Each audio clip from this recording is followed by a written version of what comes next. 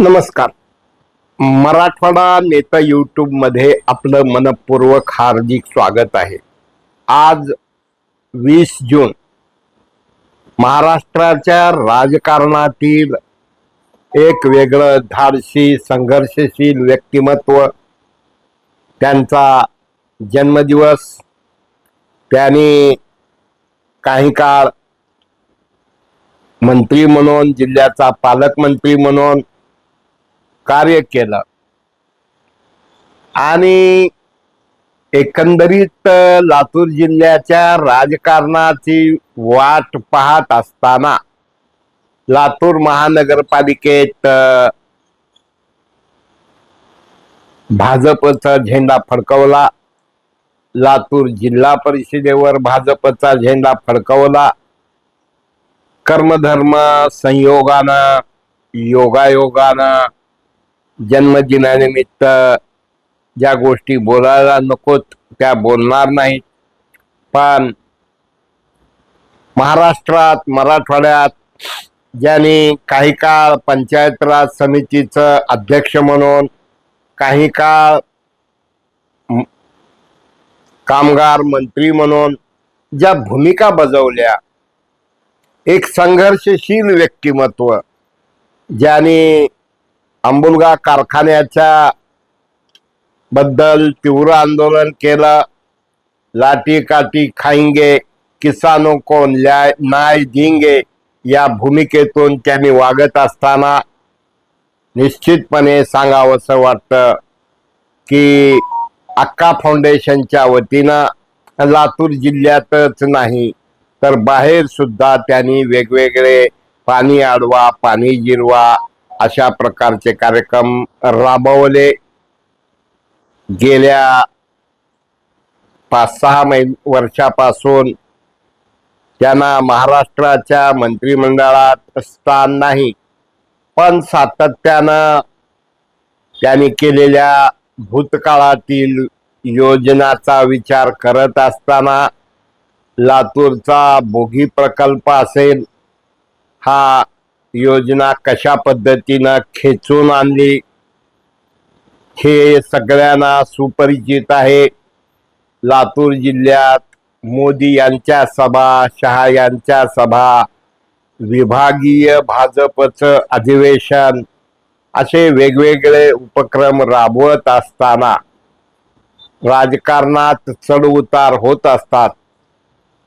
आई अर्थात अक्का या खासदार राहिलेल्या, त्यानंतर त्यांना मुंडे साहेबांच्या काळात आमदारकीची उमेदवारी संभाजीराव पाटलांना मिळाली आणि हे सर्व करत असताना निश्चितच त्यागाची भूमिका, ज्या वेळा ओपनसाठी जिल्हा परिषदचा अध्यक्ष होता अरविंद पाटील उभे राहिले असते तर ते अध्यक्ष झाले असते, पण त्या ठिकाणी त्यागाची, समर्पणाची भूमिका घेऊन त्यांनी त्यात भाग घेतला नाही.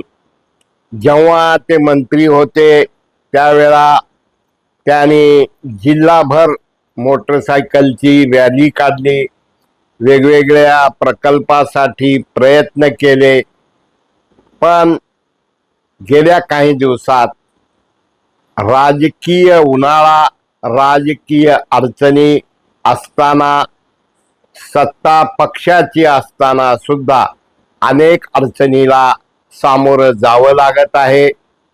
पण त्यांनी याही परिस्थितीमध्ये डॉक्टर शिवाजीराव पाटील निलंगेकर सहकारी साखर कारखाना जो होता तो त्यांनी बोथरे यांच्या मार्फत चालवायला दिला आणि आज चालवत आहेत.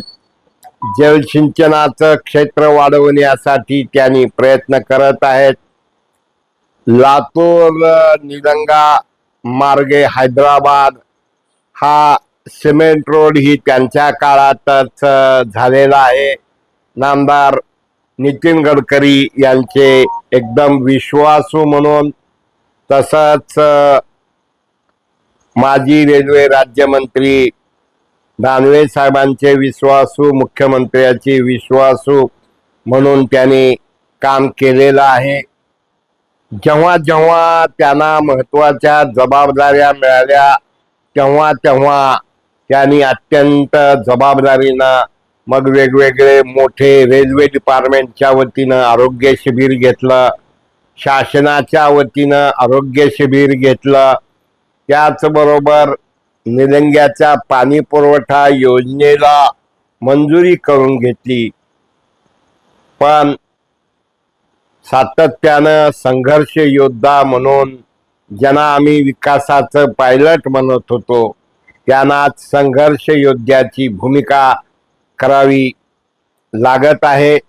निश्चित वक्त किसी का इंतजार नहीं करता, वक्त का सब इंतजार करते हैं.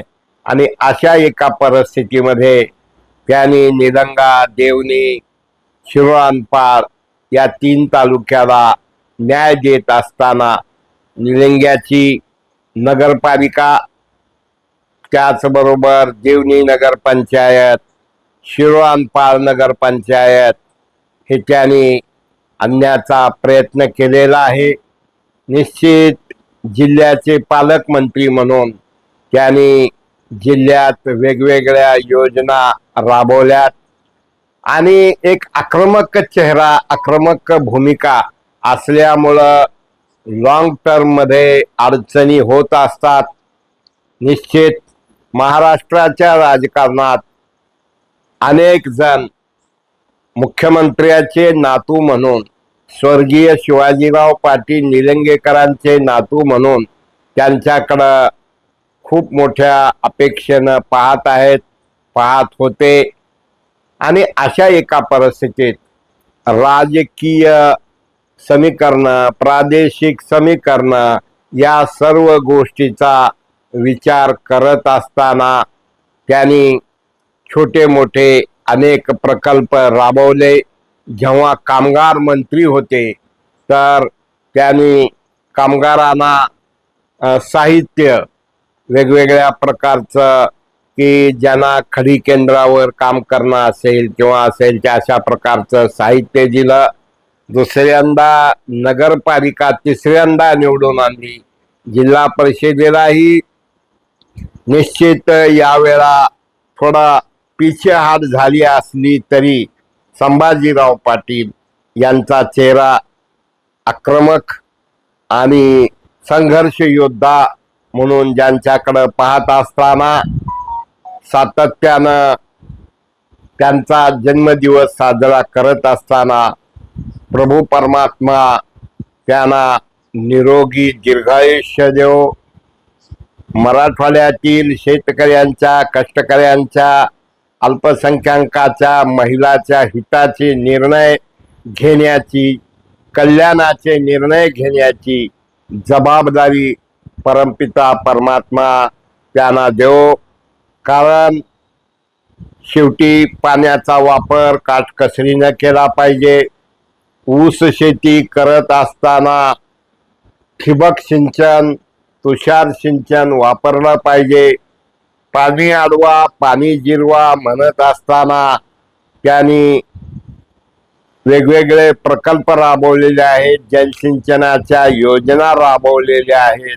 आम्हाला आठवत आहे पालकमंत्री असताना अक्का फाउंडेशनच्या वतीनं मोठ्या प्रमाणात वृक्षारोपण असेल, शोषखड्डे असतील, त्याचबरोबर वेगवेगळ्या NGOच्या मार्फत नाला खोलीकरण, नाला सरळीकरण आणि निलंग्याला नियमित पाणी देण्याची व्यवस्था ही त्यांनी केलेली आहे.